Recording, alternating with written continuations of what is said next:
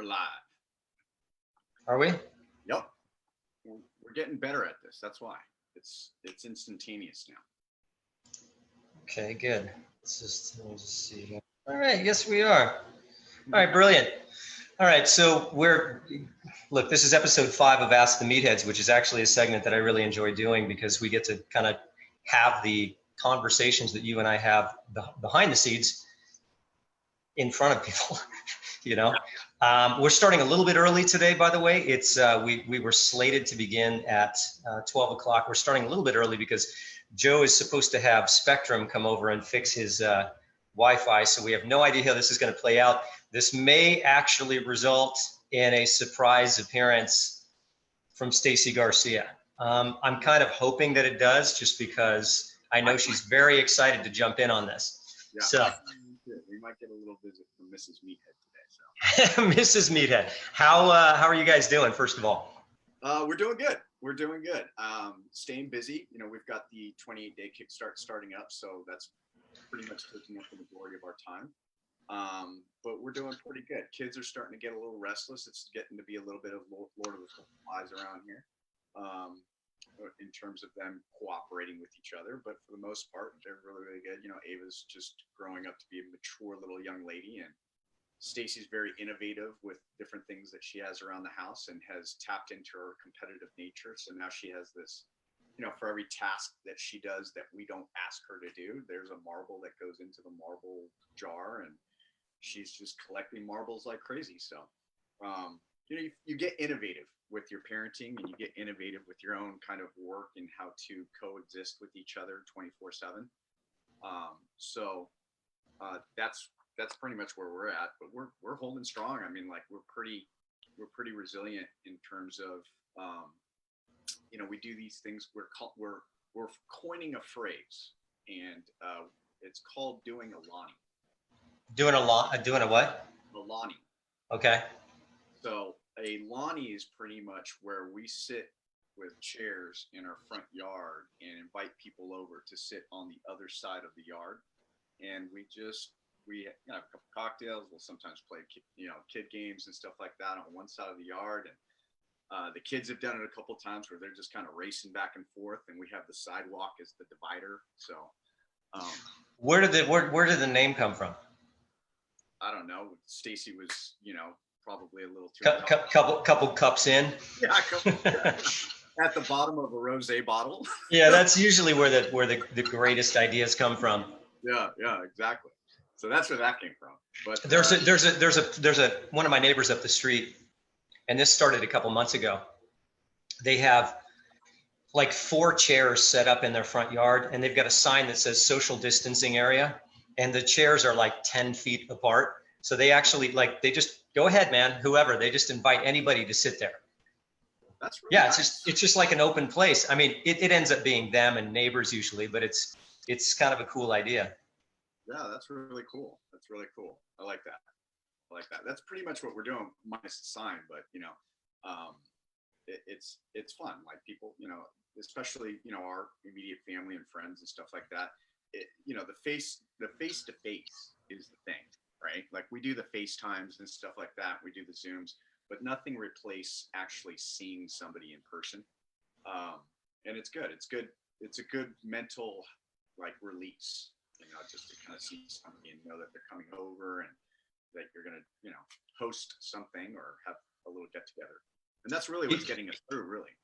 You know, you raise a good point, because they've actually done research on this. And one of the knocks against social media not really being a social platform is that when you're actually with other people, when you are in their physical presence, there are certain facial cues and bodily cues that you can't pick up on social media, and you miss that. And the other thing is that when you're in proximity to other people that you care about, it releases oxytocin, which is a neurotransmitter that is kind of like a bonding chemical, primarily between mother and child, but that also gets released when people are interacting socially, but it has to be an in-person thing. So I think we're all doing the best that we can with creating connection using technology but there are just certain limitations that will never, there are certain chasms that'll never quite be bridged, you know. Being in person will always be the better option, you know, if you have that option. Absolutely. I mean, you hit it right on. I mean, like, I can't tell you, I think that the 2 to 3 times a week that we get people over, and not a lot of people, it's like 1 or 2 people. It's awesome. I mean, I look forward to it throughout the day. It makes, working a little bit better because I have something to look forward to at the end of the day as far as releasing. So I dedicate I'm almost more productive during those days where I know somebody's coming over at 4 o'clock than the days that I know that I have to come up with something to do this evening. Yeah. And try to, I'm constantly trying to entertain myself as well as the kids and different things like that.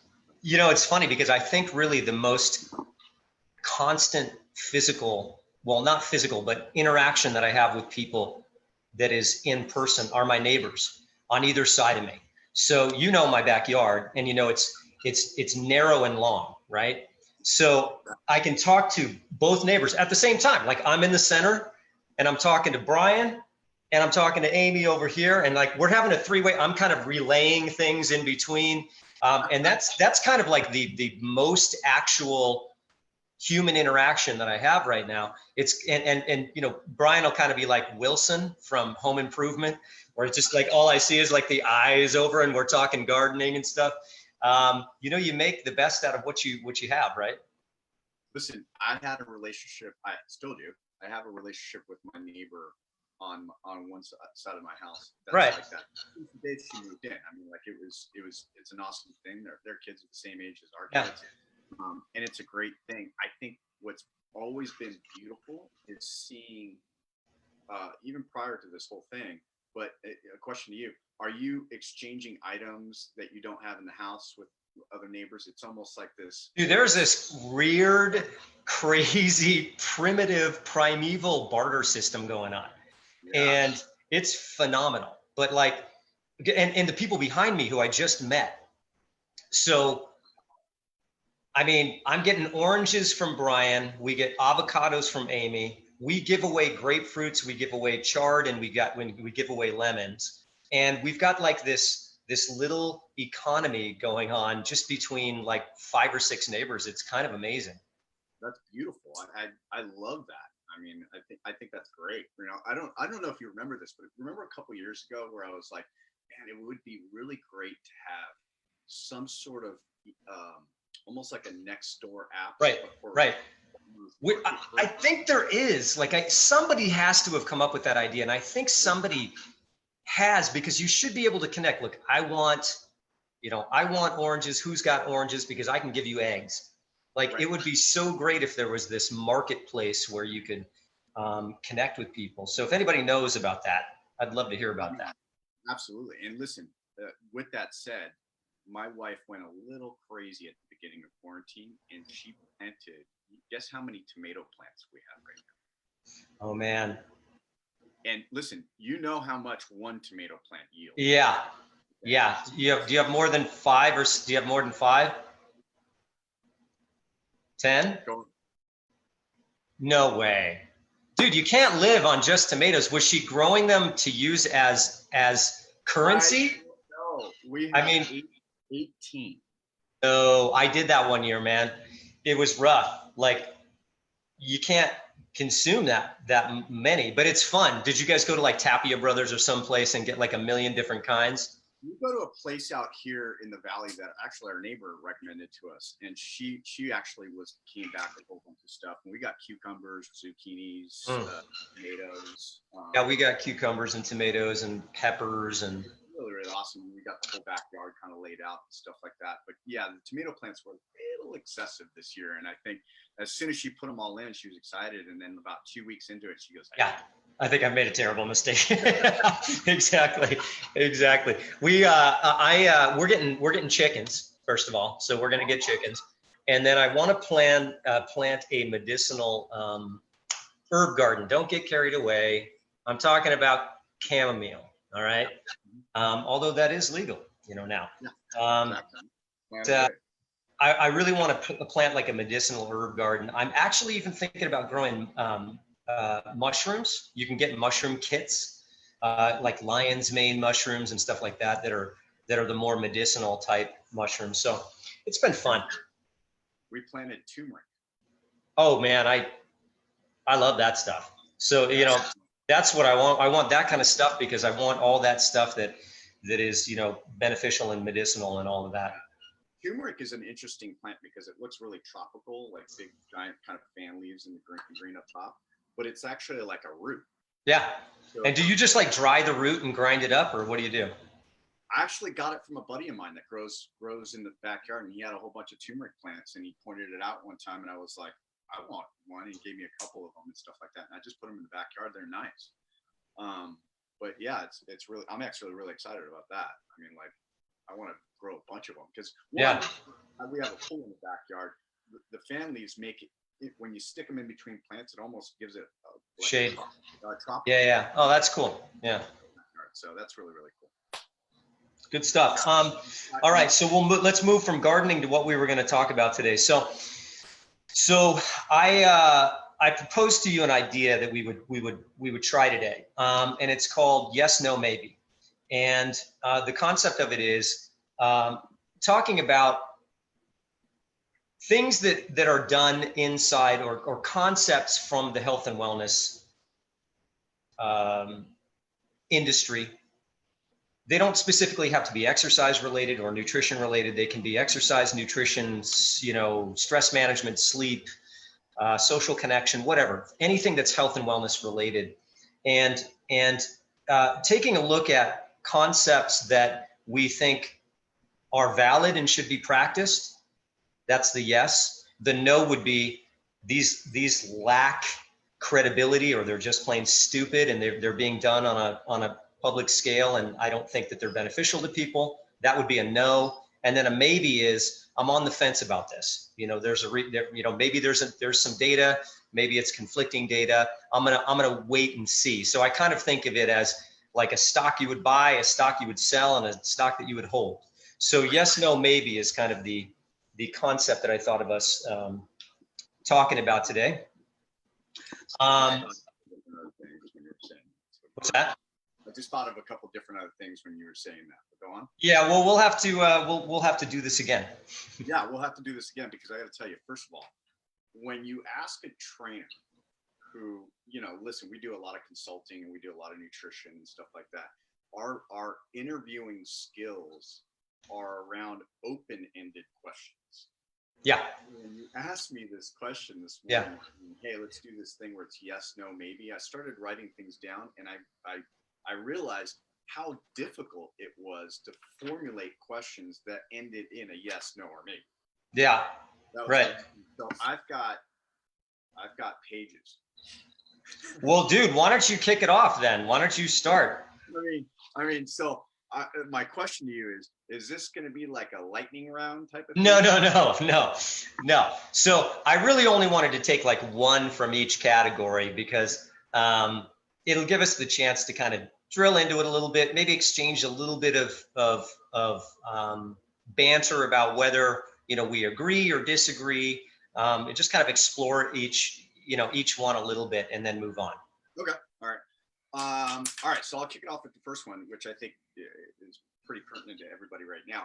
Is meditation and walks, or slash kind of walks, but just kind of 5 to 10 minutes of moments to myself where I'm not necessarily thinking about anything, right?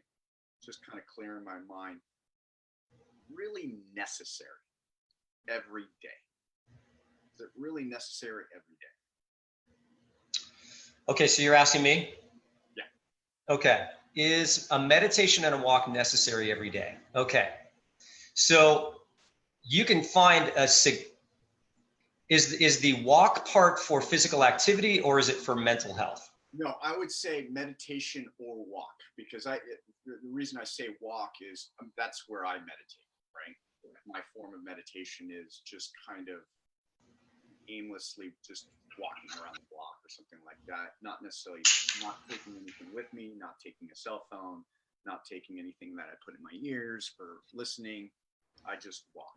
And I try to clear my mind as much as possible during that time. Is it really necessary for me to do that every single day? Okay, so I think I think that's a personal thing. I think that's going to be individualized.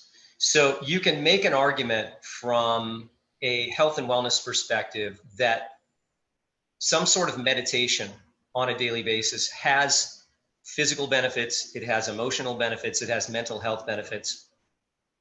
And you can make a case for doing that on a regular basis. Do I necessarily think that it needs to be done every single day? I think need is the word that really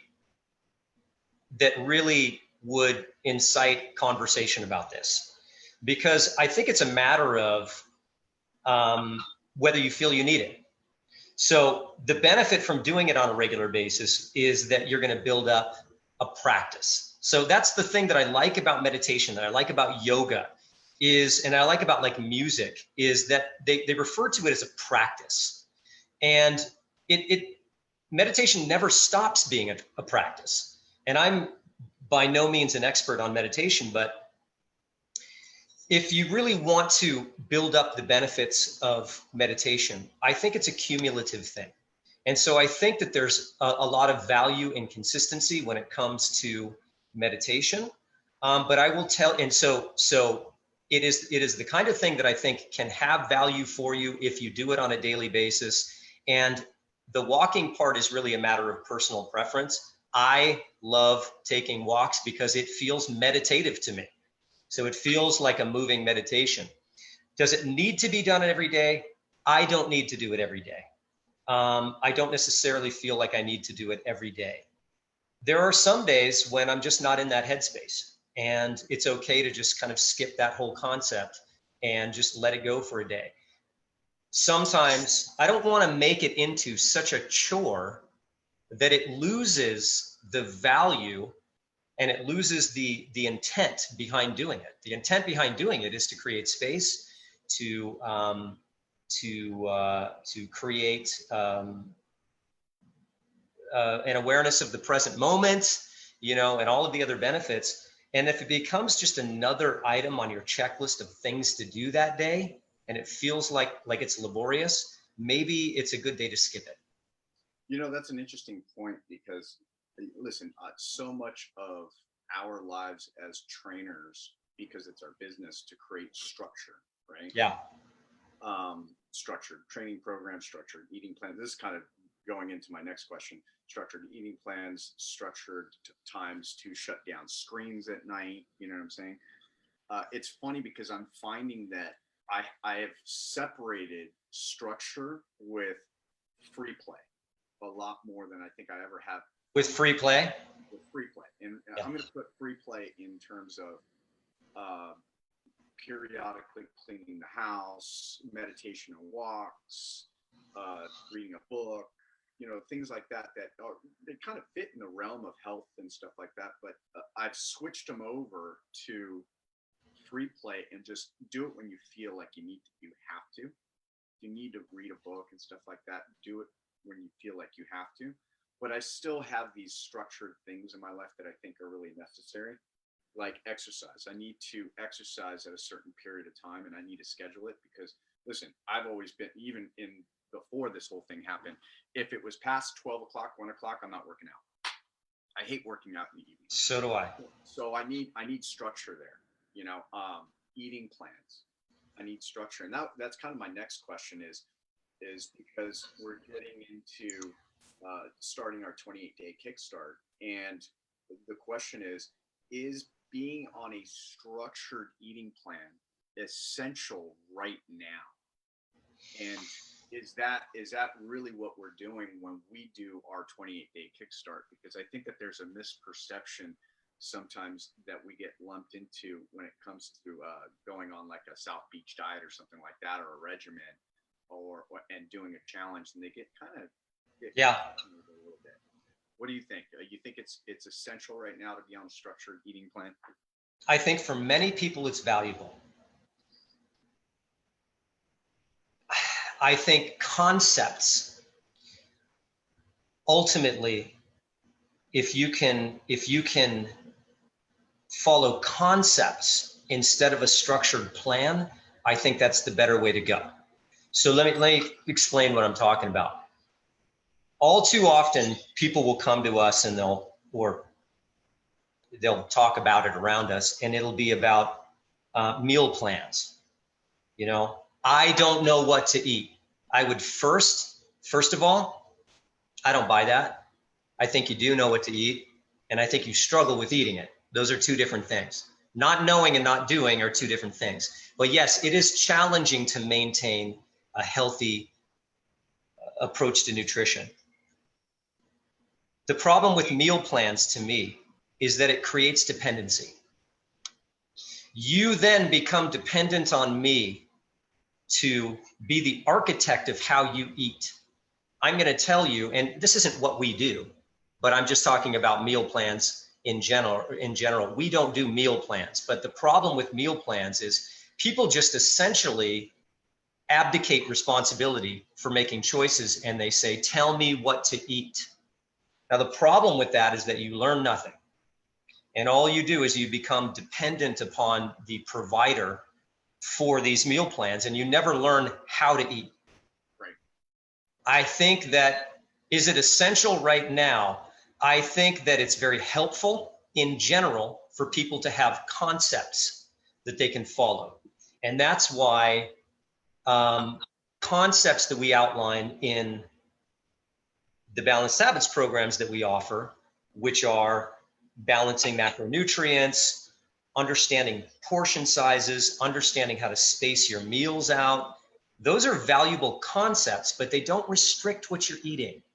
Right. They allow you to operate within the entire, realm of food, and you don't have to rule anything out because we're teaching you concepts. Right. Right now, is the question more like, is that essential now more than ever because of the circumstances? Right. Yeah. I think that there is a greater need for some guidance right now for most people, because most people are at home. Most people are less active because of the circumstances, and most people are 7 steps away from a 40,000 calorie box of Triscuits. And that's a hard thing to walk past 11 times a day. Right. And what is helpful for people is if you work with them in establishing some concepts about how, the ways in which they would be most served with regard to eating, I think it's very helpful. And I don't know that it's essential right now, but I think that it's probably more important right now under the current circumstances than it normally is. Right. Make sense? Well, yeah, totally. I mean, I completely agree with you. I mean, I think that it's important to allow everybody, our members especially, to understand that, especially people that have never done the 28-day kickstart, that this not only, listen, I firmly believe this is going to be the most important program in our history, because it's so impactful upon people's health and the way that they're carrying out their life in this time of uncertainty. But to really kind of send the message that we don't necessarily believe in this structured idea, and never have been before, of eat this, not this, eat right. this, not this. Exactly what I tell you to do and not this. But rather have the understanding that it's important to have some idea, yes, concept, like you said, some concept of how to stay healthy and how to balance the current habits with healthy habits, so that when you come out on the other side, you're healthier than you were 30 days ago. And just understanding that this is not a takeaway, or that going into a program right now that takes something away from you, is probably not the best idea. Going into a program of some sort that is positive and adds something to your life is probably more essential now than any other time in our life. I think that's an important kind of concept to understand when we're going to come through with this program. Yeah, and so the short answer to your question, I guess, for me would be, is it essential? I would say that having a clear, science-based, conceptual idea of optimal nutrition is essential. Yes, if you really want to be healthy and if you want to have a legitimate shot at managing your weight effectively. And for me, and I won't get into this too much because I've talked about this quite a bit before, but a concept in addition to the ones that we provide in the Balanced Habits programs that actually fits in very well with it. You can lay this concept on top of the Kickstart or any other eating style, is the one of where it's, nutrient density. So we're really focusing on how can we eat in a way that we're deriving maximal nutrition from the foods that we eat. And in doing so, you can actually incorporate that concept into any eating style, whether it's vegan, vegetarian, omnivorous, keto. It doesn't really matter, because you're really just looking at, with the foods that are available to me based upon my style of eating, I want to optimize the nutrition. So let me toss it back at you and say, is nutrient density essential for optimal health? Is nutrient density essential for optimal health? I would have to say yes. I think that I would say yes with the premise of there needs to be some presence of nutrient dense food in your daily routine in order for you to even think about achieving it. I think it would be almost nearly impossible to, let's say, try to achieve optimal health with just supplementation. Yeah. So I would have to say yes. I think it would be pretty near impossible to try to achieve optimal health or optimal forms of health without some sort of nutrient dense food present in your daily diet. All right, so I'm going to throw another one at you since we're talking about nutrition, and that is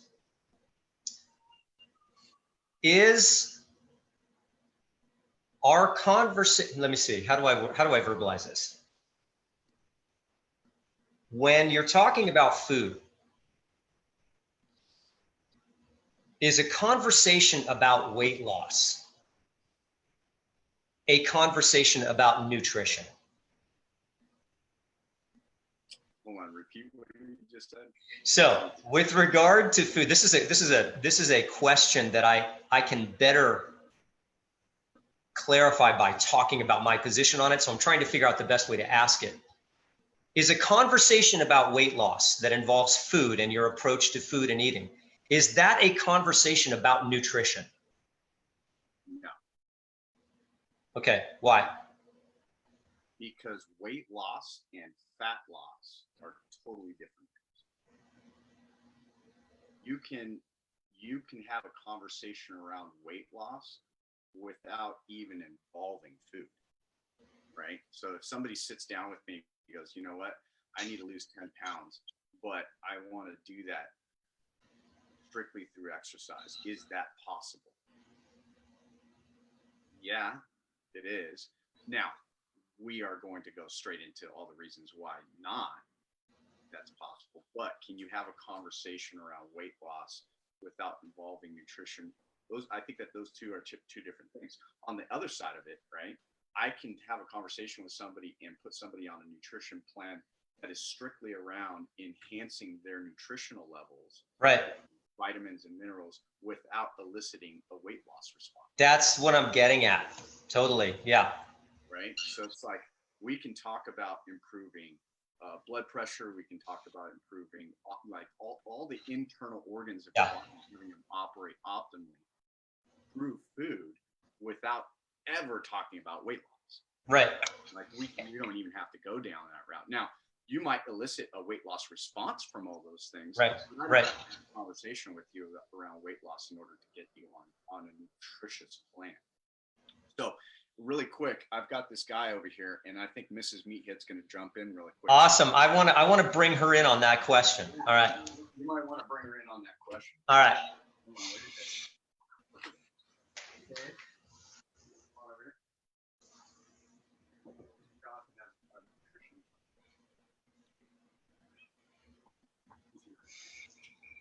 Mrs. Meathead. What's happening, John? How are you? Doing great. How are you? Scale of 1 to 10. How are you excited to be in that chair right now? Oh man, 11. Yes, good. Well, that's how excited I am to have you in this chair right now. All right, listen, I'm going to lob one to you right now. Joe and I were just talking about the concept of nutrition and weight loss. Here's my question, and I have a little bit of trouble kind of asking the question in the right way, but when we talk about nutrition with people in general, and this happens to us a lot in our industry, it feels like it always circles back to weight loss. Conversations about nutrition, coaching when it comes to nutrition, always kind of circles back to the idea of weight loss. Is a conversation about weight loss necessary? Is weight loss a conversation about nutrition? Like, is that really a conversation about nutrition? Well, that's a really complex question. Yes, I mean, it is nutrition is just part of the equation. I've got both of my dogs like hounding me right now because we've been Perfect. in the house. Yeah, I believe that nutrition is a huge component of weight loss, but when you're speaking about weight loss, you're speaking about a mind-body connection. You're speaking about if you're getting enough sleep, if you're, eating the right kinds of foods, if, you're meditating and falling in love with the process. There's so many, I feel like, different moving parts to weight loss that nutrition is probably the largest, but your nutrition could be spot on and you still won't lose weight if you're incredibly stressed out, if you're not sleeping. Cody, careful, bud. Does that make sense? Yeah, and so for me, it's interesting because obviously nutrition is a huge component in weight loss, and obviously weight loss is something that is not only important to a lot of people because they want to cosmetically look better, but obviously we've got an issue with overweight and obesity in this nation and all westernized nations. And so almost all conversations about nutrition seem to circle back to one or two things for me. It seems like they always circle back to weight loss, or they circle back to what way of eating is the best: vegan, vegetarian, keto, intermittent fasting, paleo, so on and so forth. For me, when I feel like when you're talking about weight loss with regard to nutrition, nutrition is a component of weight loss, a huge component. But I feel like nutrition, and really talking about nutrition, is not so much focusing on weight loss, but rather focusing on how do I optimize the nutrition that I'm presenting to my body so that my body is getting the highest quality and highest quantity of nutrients for optimal health. So I feel a lot of the time like nutrition gets kind of put into the diet bucket. Where it's all about how do I lose weight? Well, I think nutrition is all about how do I provide my body with the most powerful nutrients so that I can optimize my health and wellness. And also, obviously, as a result of doing that, you can lose weight if you're focusing on optimally fueling your body. But I get a little bit frustrated when it feels like every conversation about nutrition turns into a conversation about weight loss, because weight loss is really is an important conversation. Right. That's often a conversation that involves much more than your physical body and your health. And that gets into, self-image and the diet mentality, unfortunately, sometimes. And it ultimately gets down to how do I make my body smaller? And I don't think how do I make my body smaller is a conversation about nutrition necessarily. No, I totally agree, John. I think that the more you focus on adding as opposed to yes. stuff from your diet. So explain that just for a second, because I explain what you mean by that. So I think actually the best form of nutrition and or weight loss is fueling, using food to fuel. So thinking about what can I add to my body today that is going to make my body perform the way I want it to perform. I'm homeschooling, I'm working, I'm making food all the time. I have to be go, go, go. So my day, I'm thinking, all right, I'm going to start my day off with a smoothie. I'm going to add berries. I'm going to add protein and micronutrients. So I have the energy and the alertness to really not only get through my day, but really thrive and enjoy my day. So I always focus on what can I add in order to create the greatest health possible, if that makes sense. It totally makes sense. And I couldn't agree with you more, because then it's really a conversation about abundance, Right. and not deprivation.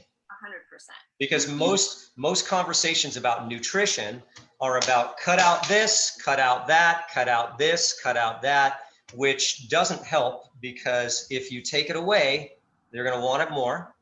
And people feel deprived and all of that. Whereas when you're focusing on what can I add, keep eating. I mean, I think the first conversation that should be had with regard to nutrition, if somebody's just starting to really take a harder look at their nutrition, isn't don't eat this.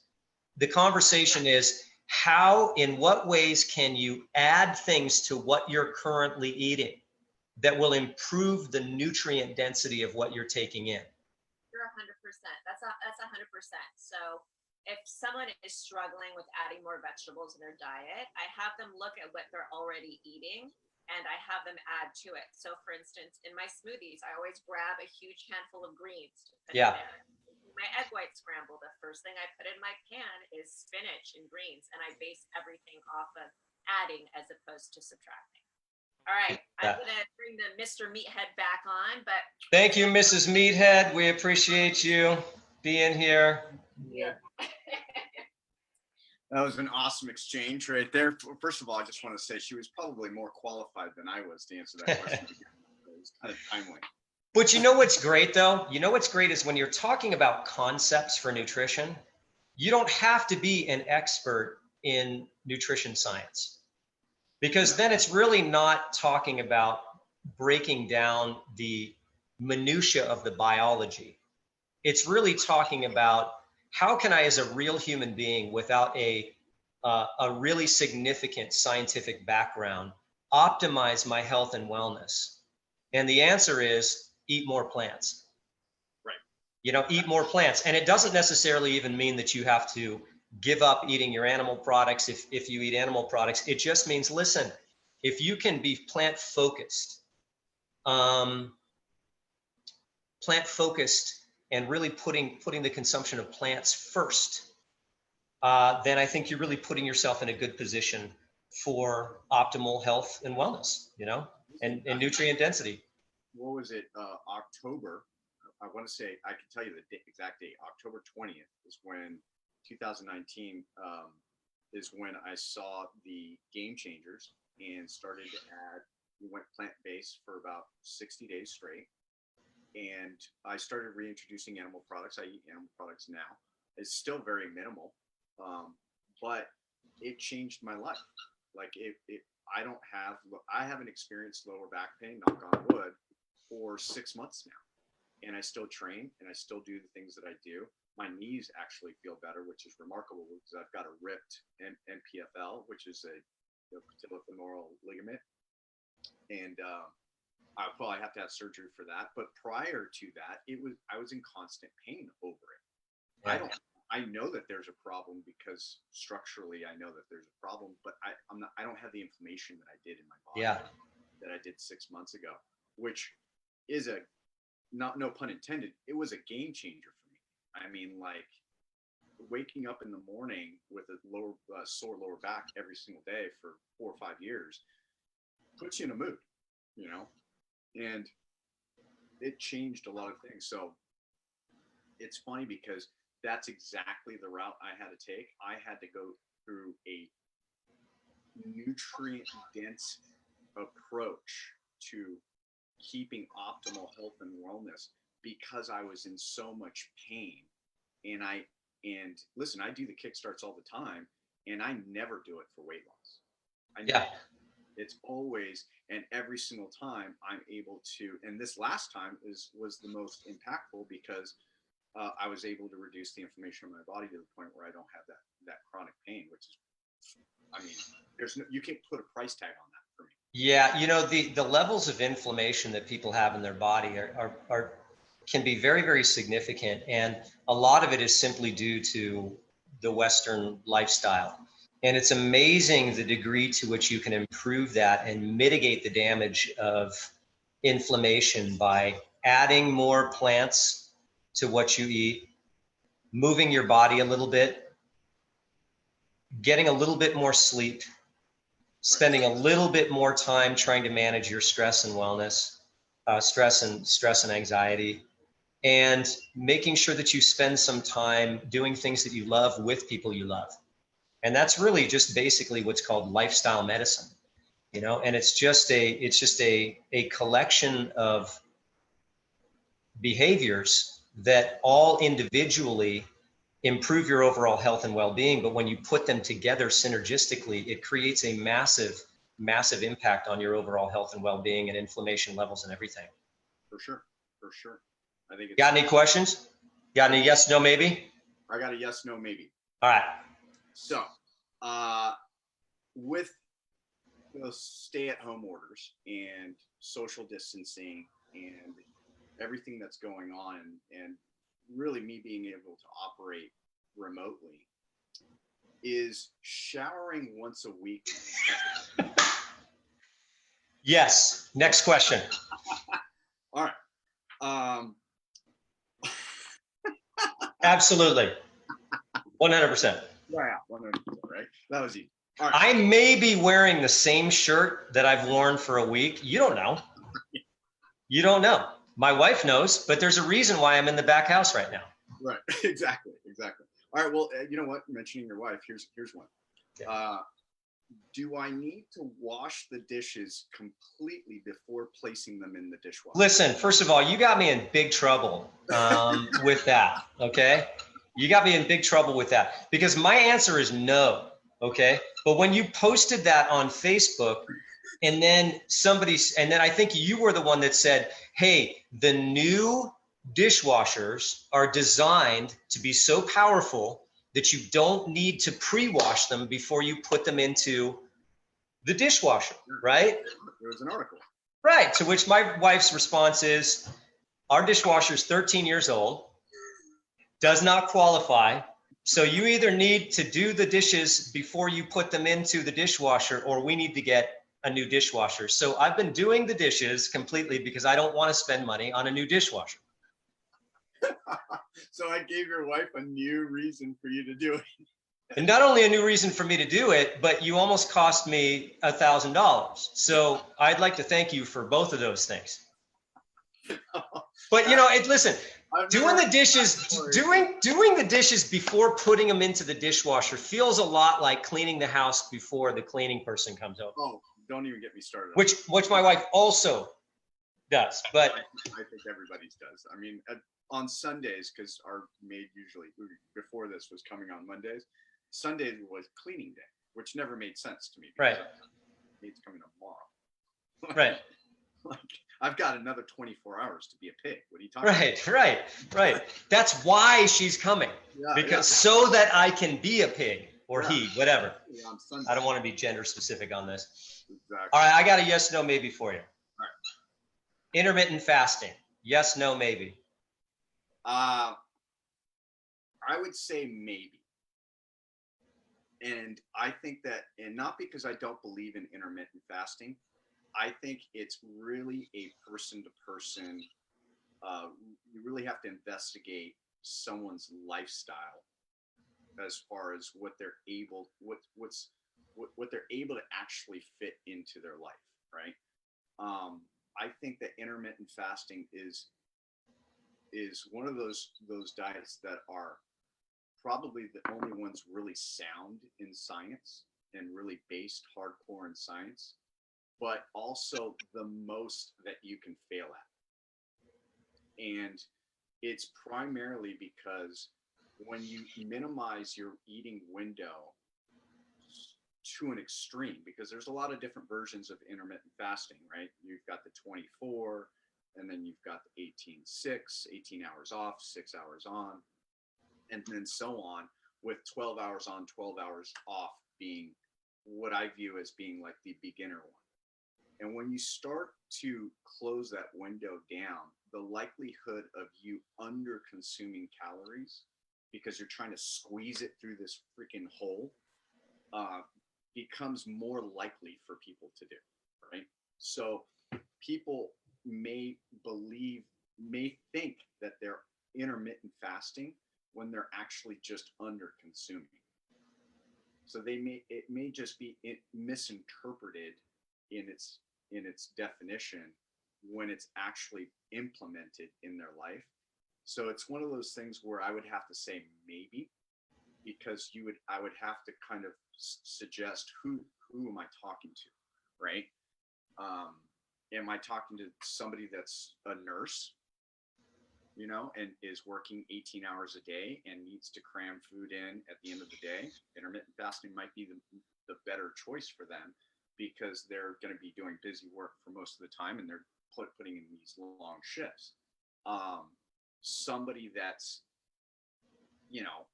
at home most of the time, I think it would be really, really hard to cram, the allotted amount of calories into a very small space and actually stay within that. And not only that, dude, 16 hours at home trying to fill your time doing stuff, like intermittent fasting right now would probably be horrible for somebody.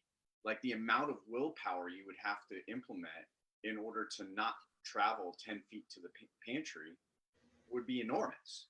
And is that creating more anxiety and stress and, heightened levels of cortisol levels, preventing me from even achieving my weight loss goals by putting myself in that scenario, So I think it's a maybe. And like I said, I think intermittent fasting is probably in the top 3 as far as the most sound scientifically, and the most evidence that has proven to be successful, and the most in line with our ancestral traits. But it's also just as it's probably the highest on the list, top 3 as far as failure rate, because of that. It's probably unique in that sense, where I think it's the only diet that probably falls into both categories for me. Usually diets either fall in one category where it's bullshit, or it's science, Yeah. science based. But that one tends to hit on both. It just depends on somebody's lifestyle. That's kind of how I feel about that. I agree. I think it's a maybe. And the reason that I think that, even though I practice a version of time restricted eating, not a super extreme one, but I do practice it and I find it beneficial. Right now, you make a good point, which is, and Maddie actually brought this up in a discussion that she did for us a few weeks ago. This is probably not the time to be trying to go for big prolonged periods of time without eating, because it is a stressor on your body. And most people right now are already under an unusual amount of stress. So by doing that, you're probably just adding to the total overall biological stress that you're experiencing it. And it's probably not a great idea right now.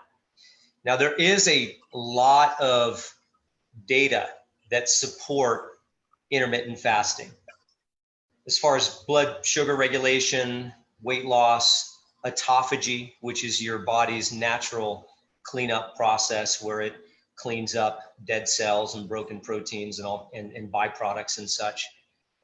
There are a lot of fairly well demonstrated benefits. So there's a lot of science on the side of intermittent fasting. But there is also some science that questions it.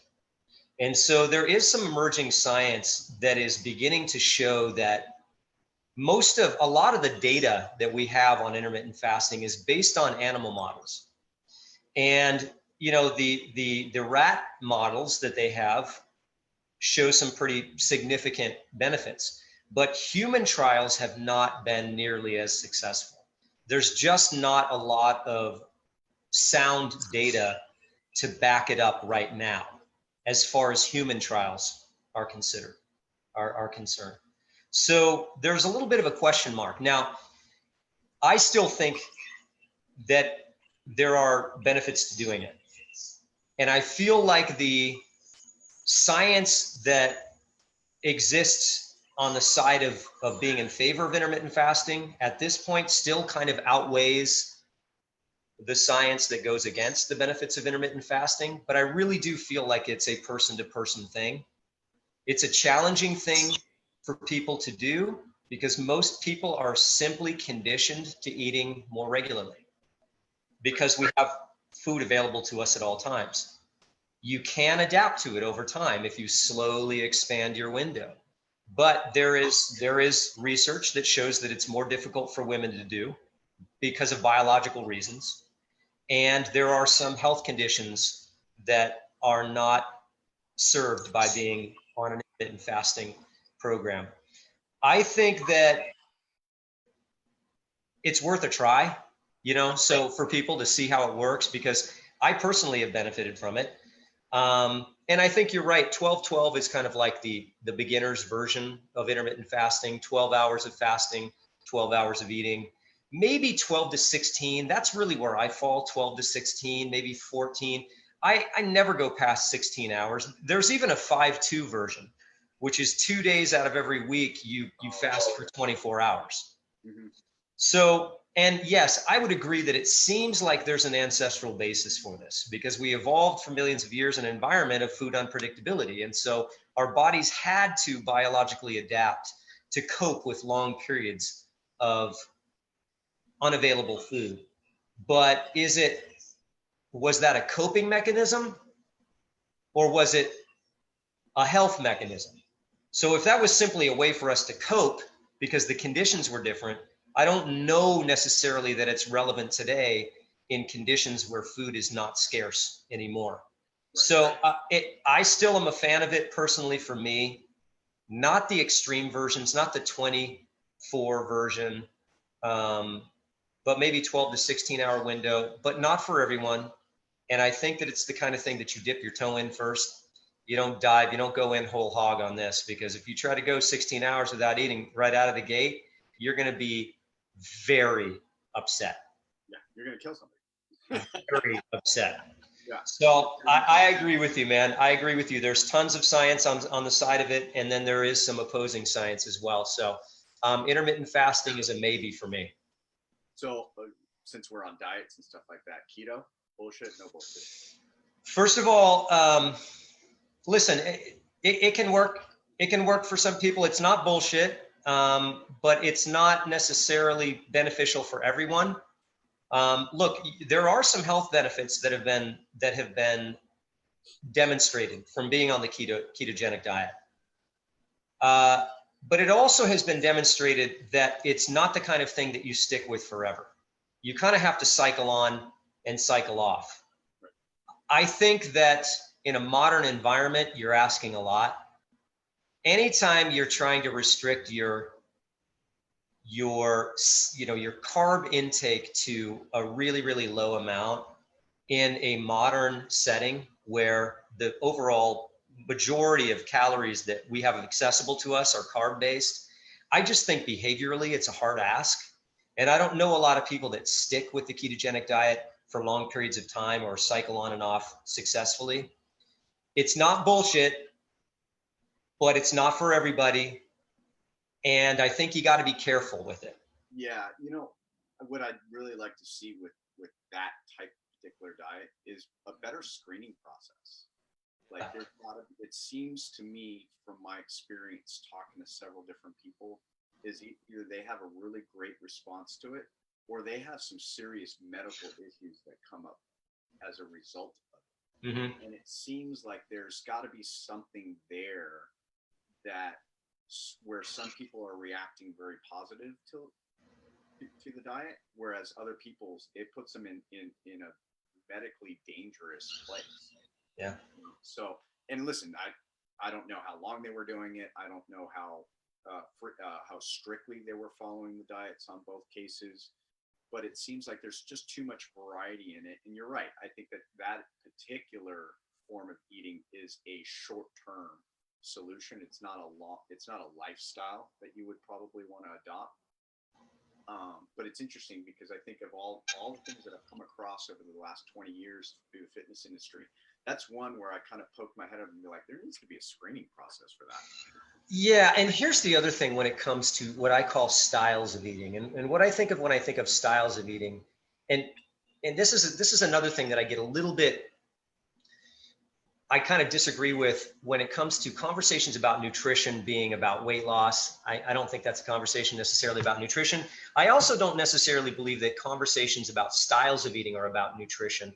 They're mostly about ideology. And what I mean by that is like conversations about veganism, vegetarianism, omnivore, keto, paleo.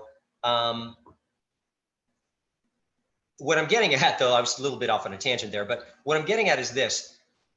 Whether you're talking about keto, intermittent fasting, paleo, veganism, vegetarianism, I think the other thing that has to be taken into consideration is how realistic is it in a modern setting? You know, how reasonable is it to ask somebody to abstain from a certain macronutrient like carbohydrate? How reasonable can we expect people to abstain from entire categories of food like fish or meat or dairy? There are benefits to doing it. I'm just saying that when it comes to compliance and being able to live with a style of eating that works for you for a lifetime and also feeds your body, we have to take a look at whether or not that style of eating is realistic considering the modern environment. And in the modern environment, we're surrounded by cheap and easy and unhealthy food, processed foods. We're surrounded by food constantly. So there's food abundance, there's food overabundance. And the food is specifically engineered to trigger the reward centers in our brain. Is it realistic to follow some of these eating styles that don't seem to really work well with the conditions that we have in the modern setting? You know, that's an interesting thing, and it almost poses a question to the whole nutrition industry when so many different styles are. Should we be looking at, and this is not, I don't know if it's a question that you can answer, because everything that I'm hearing right now from this whole discussion is, should we be looking at nutrition more from what's the person's behavior as opposed to just looking at what they want to achieve goal-wise, right? Which is normally, I want to lose 10 pounds, 15 pounds. Yeah. And then we go straight into, oh, well, you need to eat this and you need to not eat this and you need to have this amount of calories.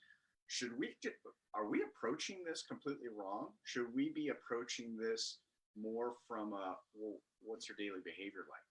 You know, should your questions be around what foods do you like? What did you grow up with? What was family, you know, what kind of foods did you grow up with as a child? That's a really, really good point. I would call that personality-based nutrition. Personality-based nutrition. And I think I think that yes, that's a yes for me. And the reason for that is you made some really good points. You said, should we be considering what they grew up on, what they like eating? Yes, absolutely. And that goes back to human motivation, which we've talked about quite a bit in the past. Autonomy. I want to have the freedom to choose what I want to eat. That has to be a part of the equation when we're talking about motivation. If you do not have a say, if you don't have the autonomy to make your choices, if your nutrition coach is telling you, you can't eat this, and this, you have to eat this, then you are undermining your client's motivation right out of the gate. Your client has to have some degree of autonomy, or it will never be something that they're going to remain compliant with. And they have to relate to it too. So, you know, autonomy, relatedness, competency. So they have to relate to it. So if I grew up on mom's home cooking, or if I am from a particular background, you know, from my mom was from Greece, and so she made Greek food, you know, well, then you got to eat Greek food, man, because you can relate to it. So my choice, I have a choice. I have autonomy in it. I want to choose to eat these foods. I need to have choice. I need to relate to it.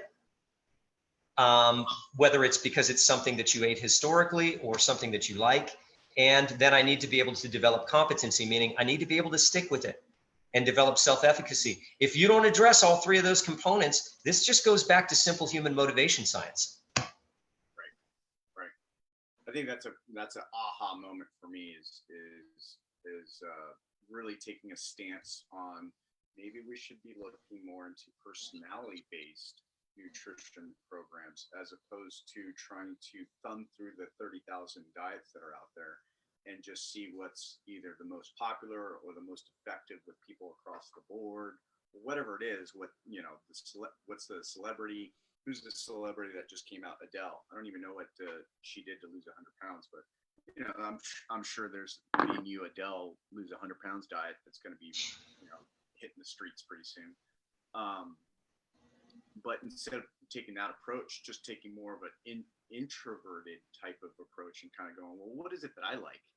And how can I still eat the foods that I enjoy doing and still behave the way that I enjoy doing it, but balancing it out so that I get what I want out of my physical body, out of my mental body, and get back to a place where I'm optimizing my health. I think you make a really good point, man. I think personality-based nutrition sounds like a really good concept because, again, yes, you are not only being involved in the process of making the decisions about what you want to eat. If you could layer that, if you could take personality-based nutrition, in which you really do a survey of the foods that you enjoy, the things that you grew up on, and then you could layer nutrient density on top of that, then I think you're onto something. Because what you're saying is, look, let's take a look at the foods that you have always eaten, that you have an emotional connection with the foods. Let's take a look at the foods that you enjoy eating now. And let's take a look at how we can remain true to your personal preferences and optimize the nutrition of the foods that you're eating at the same time. You know, so it would be a really interesting thing to take a hard look at personality-based nutrient density when it comes to an overall approach to nutrition. Yeah, I'm gonna converse with Mrs. Meathead about that one. Perfect. I think we're done here today. We've gone on for a long time. Well, I got one more question. Yeah.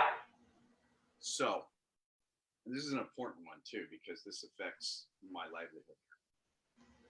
If I'm still in quarantine during my wedding anniversary this year, is it acceptable to make my gift out of household items? No. That's what I was afraid of. Yeah. First of all, shame on you for even asking that question. I can't believe, first of all, this is recorded. I'm not stupid. Yeah, but I'm hoping even if I agreed with you, I know that your wife is going to see this, and I know that my wife is going to see this. I would never have said, yes, that's acceptable. But it's coming from the heart. It's not going to work, and you need to come up with a different idea. Yeah, I was afraid you were going to say that. Dude, listen, it doesn't mean that you can't order things and put it together. But if you're going to like cobble something together out of a chipped wine glass, a book that she's already read, and listen, you know, I gotta tell you, there's nothing more than what I hate shopping in person. I hate it. But I hate shopping online even more. Really? It's so much easier though. It is, but I can't browse the internet for ideas. Yeah. Like, at least with the mall, if I'm walking around, if something pokes up at me, I can do it. I have to go on the internet with a purpose, because if I don't, I'm off on a tangent. Yeah, I know. That's the problem. You get sucked into the vortex and then you're done. Exactly. It's like, and then I'm buying a bunch of shit that I don't even freaking need. Yeah. Then it becomes about you buying stuff for yourself. Yeah, exactly. Where I'm like, oh, okay, I'll do that. So, all right, that doesn't really help me out, but thank you. I mean, you knew the answer to that, so shame on you for even asking it. All right. All right, brother. All right, man. Great discussion today. I liked it. I like that. Yes, no, maybe. We got to do that one again. Yeah, I got some unanswered questions. I'm sure you do too. So we'll play that game again. Absolutely. All right, man. All right, brother. Be safe. I'll talk to you soon. All right. Talk to you soon, man.